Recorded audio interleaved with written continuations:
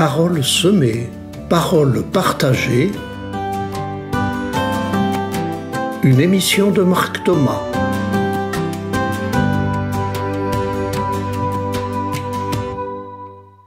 Bonjour chers amis auditrices et auditeurs. Voici la 4e étape de ce cycle d'émissions à destination de toutes celles et tous ceux qui souhaitent changer, se transformer, s'améliorer. Bref, devenir enfin ce dont nous rêvons. Et pour les chrétiens en temps de carême, c'est aussi un autre chemin de conversion. Aujourd'hui, cette 4e étape, je lui ai donné le nom de « Relation saine » et le sous-titre « Être moi au milieu des autres ». Nos relations. Nous avons tellement besoin d'aimer, d'être aimés, d'avoir des amis fiables, de vivre des relations saines. Et pourtant, c'est si difficile parfois. L'incompréhension, la solitude, les conflits, les relations toxiques, la violence. Alors, comment être soi au milieu des autres ? 2 petits textes d'abord qui peuvent paraître opposés mais qui en fait sont complémentaires. Le premier que j'ai écrit moi-même et que j'intitule « Non pas moi-je, mais je ». Être moi au milieu des autres. Non pas ce moi-je qui veut s'imposer, comme si moi je sais et toi tu ne sais pas, ou bien moi j'ai raison et toi tu as tort. Ce moi-je qui écrase et domine, ce moi-je qui juge et qui méprise. Non pas ce moi-je, mais ce je qui ose s'exprimer. Il affirme son point de vue tout en sollicitant celui de l'autre. Ce je qui parle et en même temps qui accueille et qui écoute. Ce je qui fait place au tu de l'autre. Ce je, c'est la richesse du dialogue pour créer du nous.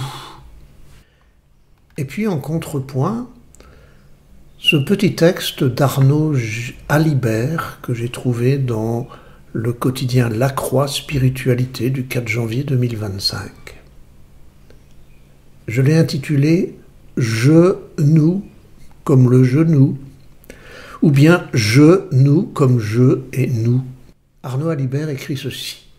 « Parler en je est certes nécessaire et juste, mais ne parler qu'en je est une défaite. Il nous est naturel de vivre en nous. Le nous est toujours là, attendant notre concours personnel.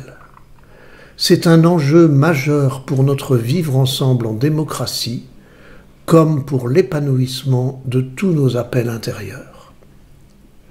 Voici donc bien posée la question de ces relations saines, entre un je qui ose s'exprimer tout en faisant place à l'autre, et un nous toujours à construire.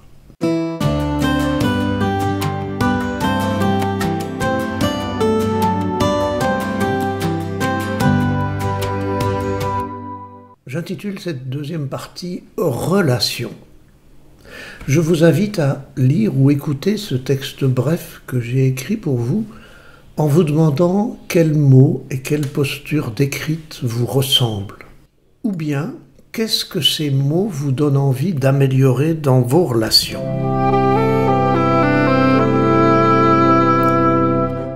Sortir du ventre fusionnel pour se différencier.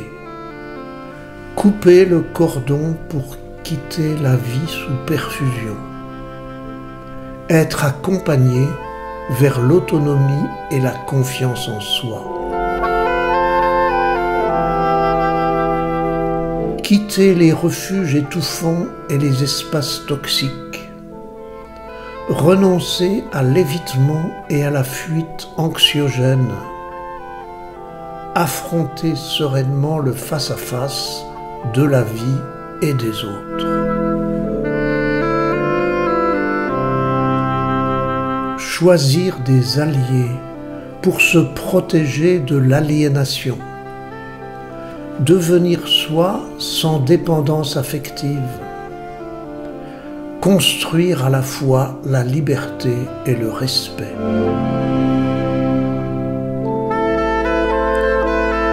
Être soi au milieu des autres, telle est la relation projet de toute une vie, fil ténu qui relie sans ligoter.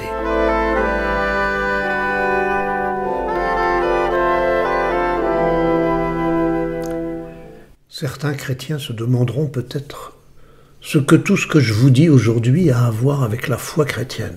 En effet, celles et ceux qui pensent que le langage chrétien ne parle que de Dieu ou de notre relation à Dieu risquent d'être déçus. Eh bien, j'invite ceux-là à relire l'Évangile et les paroles des apôtres.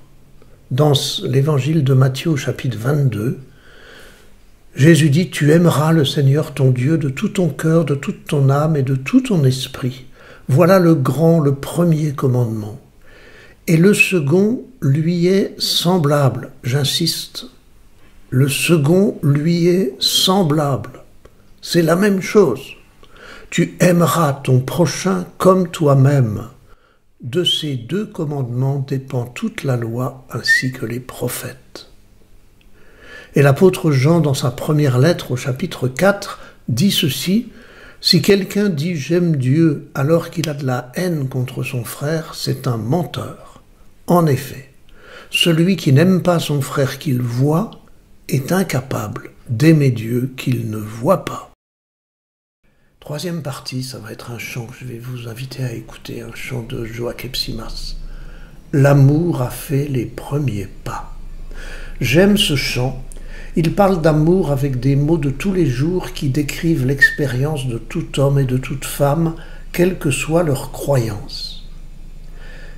Les chrétiens reconnaîtront dans ce texte des échos de l'Évangile et de la posture de Jésus au milieu des hommes.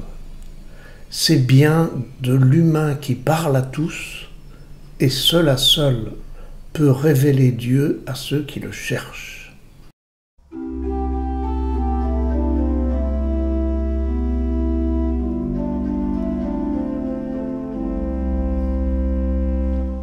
L'amour a fait les premiers pas, l'amour a préparé la noce, les invités ne viennent pas, l'amour a fait les premiers pas. Les places vides sont offertes à ceux que l'on n'attendait pas. L'amour a fait les premiers pas.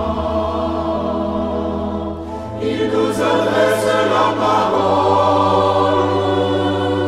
Il nous invite à son repas. L'amour a fait les premiers pas.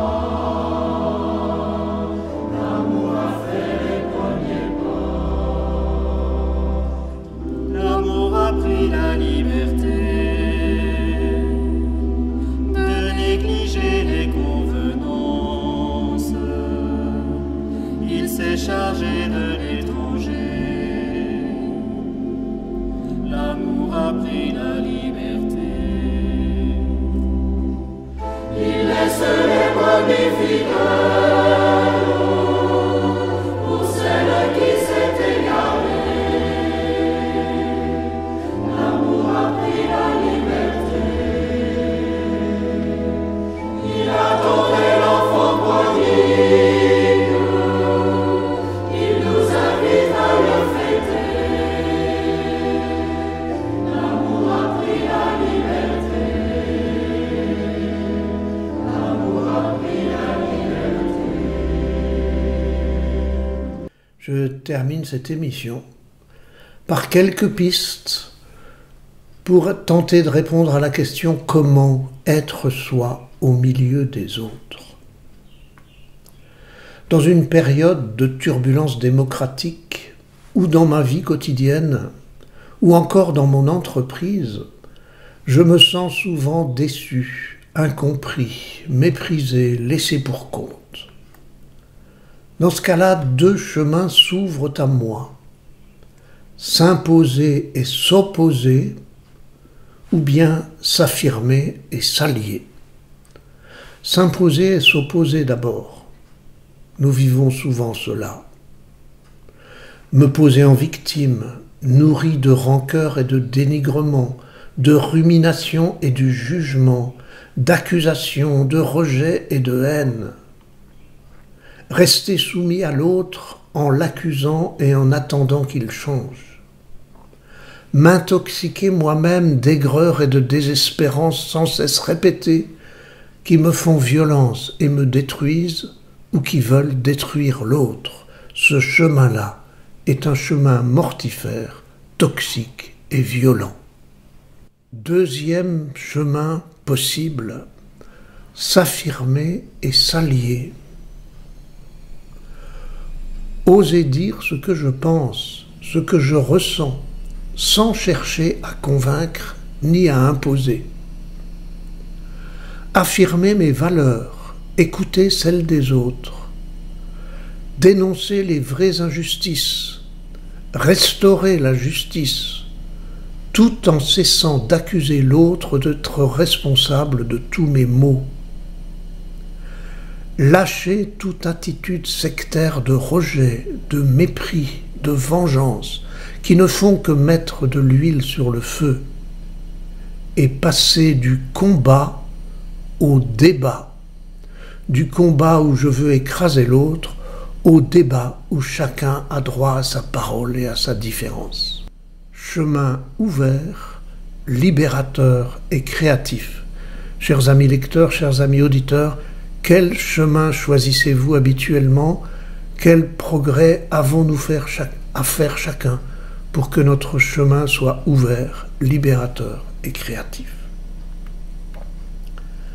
Choisir ce chemin constructif où je peux à la fois dire ma souffrance de n'être pas reconnu et affirmer mes choix, mes refus, mes blessures, librement et clairement, sans les imposer. Choisir ce chemin relationnel, où je privilégie non plus le combat, mais le débat constructif et la négociation, dans l'affirmation de moi et le respect de l'autre. Choisir de vivre ensemble, en considérant les différences comme des complémentarités, en nommant les désaccords sans vouloir abattre l'autre, en cherchant à construire ensemble des solutions nouvelles. Choisir ce seul chemin démocratique, pacifique et pacifiant, permettant de vivre ensemble et d'être soi au milieu des autres. Dans le monde dur et violent où nous vivons, ces choix de vie sont pourtant à la portée de chacun de nous dans les contextes où nous vivons. Allons-nous continuer à nous lamenter en affichant notre impuissance à changer le monde? Ou allons-nous, à la manière du colibri, faire notre part là où nous sommes pour créer des conditions plus respirables?